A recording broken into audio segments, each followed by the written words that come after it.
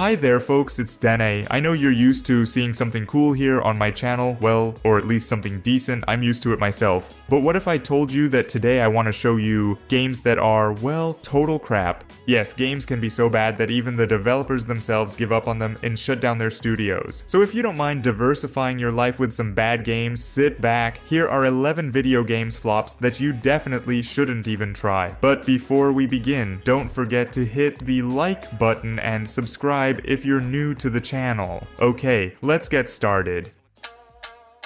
Do you miss adrenaline and dynamic gameplay? The perfect place to get it all? Good old Crossout. Tense battles, dozens of different vehicles, and hundreds of parts for their customization are waiting for you.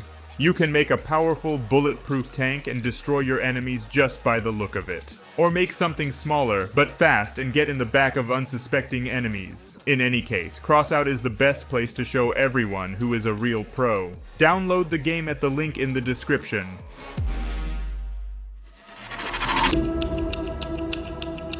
Here's Redfall, an indie game for the price of a full-fledged AAA project. To be honest, it looked weird at the trailer stage, but since it was the work of Arcane Studios, the studio that gave us the iconic Dishonored, no one could believe that this game would turn out to be crap. But it did. Why, you may ask? Well, this game doesn't have a single new mechanic or anything that can hook you in any way, sort of. It's the kind of game that will bore you after an hour. It seems to me that only those who have nerves of steel to endure all this mess and terrible optimization for 20 hours will be able to play it. Well, in general, it's a very bad game. There's nothing more to add. Well, at least Phil Spencer didn't lose his job because of it.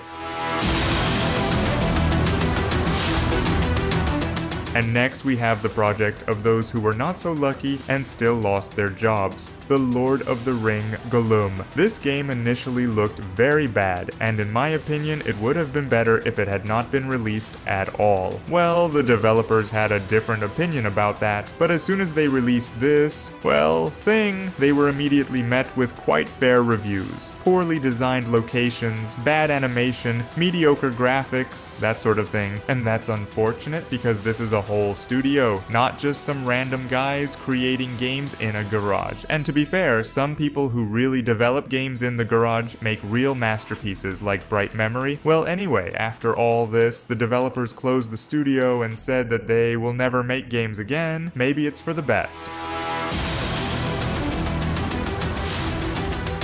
And next we have something not so much depressing as, well, useless. This is Forspoken. Honestly, I've been waiting for it, really, and probably would have even bought it if it weren't for the price. Well, let's see what you get if you decide to spend $70 on it. 2014 graphics, a size as big as 2 Elden Ring, and requirements for a high-end PC. So here's the question. Why the hell did I wait for it? I was expecting a cool parkour system, huge locations, and at least a not mediocre story about a girl who says she's not like everyone else. But what really shocked me was the graphics. It's like PS3 era, or even worse.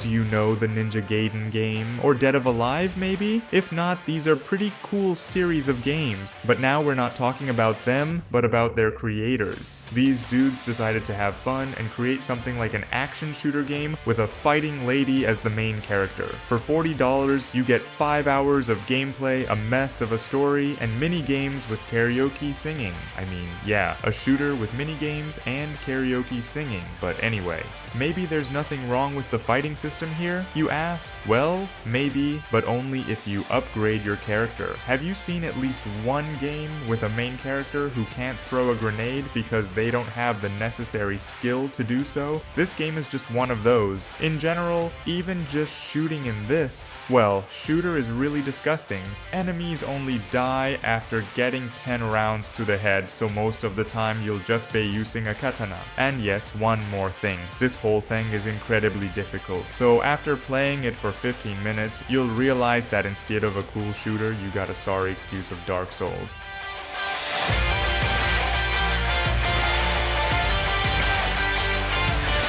Next up we have FIFA 23, and if the previous games on today's list had some variety, there's certainly none here. This series of games hasn't seen anything new in the last 10 years. Moreover, the graphics are only getting worse. Well, of course, this FIFA isn't the worst of the bunch. There can't be anything worse than eFootball 2021. But anyway, I haven't tried this game and I'm not going to.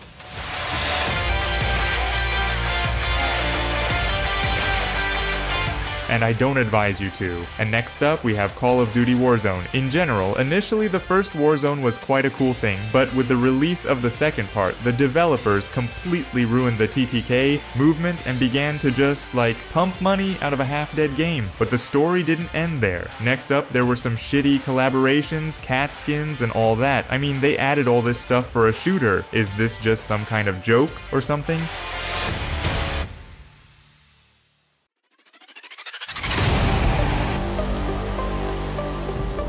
Wolong Fallen Dynasty is a game I've been waiting for as well. I had faith until the end that the devs just couldn't leave things as they were, and they would definitely add something new, but they didn't. Well, maybe in terms of gameplay design and this game looks good, but regarding everything else, well, it's crap. Let me give you a quick rundown of what's wrong here in general. Have you ever seen a single button responsible for interaction, spell select mode, changing melee, and ranged weapons all at once? And what about poor FPS even on high-end PCs? Or a boss that floods the entire arena with fire and just doesn't give you a chance to win? What about the fact that the game crashes after killing a boss without saving?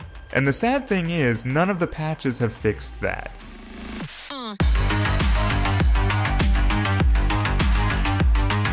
You know, the other day I opened Twitch and saw that Project F had 30,000 viewers. At first I couldn't even believe my eyes. You wondering why? Well, it's a free-to-play, 3-person shooter. Apparently, this game wanted to compete with Rainbow Six Siege, but, well, it doesn't even seem to reach the level of a poor excuse. You know what the hardest part about this game is? It's trying to run it. I mean, yeah, it actually won't launch, and if you do launch it, more than likely, it will just crash. The gameplay here is pretty lame too, so try this thing only at your own risk.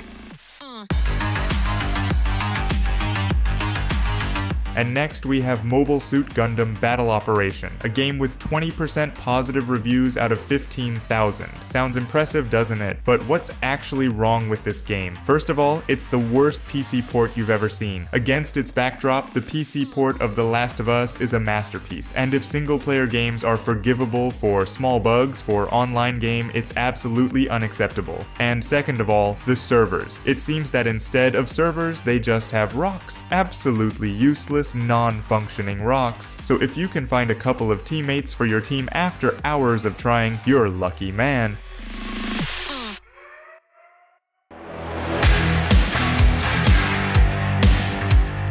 Another free game is Ethyrial, Echoes of Yore. It was supposed to be a kind of MMO RPG, but in the end it came out something strange with bad graphics. But anyway, of course, since it's a free-to-play game, it should have some paid content, skins and all that, right?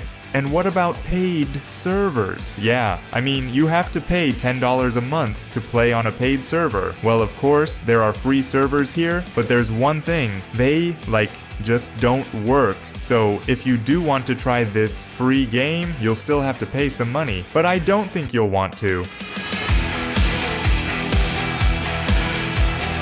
Well, lastly, let's take a look at a degraded version of RDR3 Wild West Dynasty. Here you get to the Wild West, you have to build your own ranch, shoot revolvers, explore the world, and all that. It's kind of a single-player RPG with a big open world. This game even had some pretty good trailers. But once you pay $20, you get a game where nothing works. Literally. There aren't even control settings. I mean, really. It looks like some kind of bad joke. And that's all for today. Well, I don't expect you to like anything on today's list, but I hope you at least enjoyed this video, and if so, leave a like and subscribe if you haven't already. It's been Deni. See you guys soon!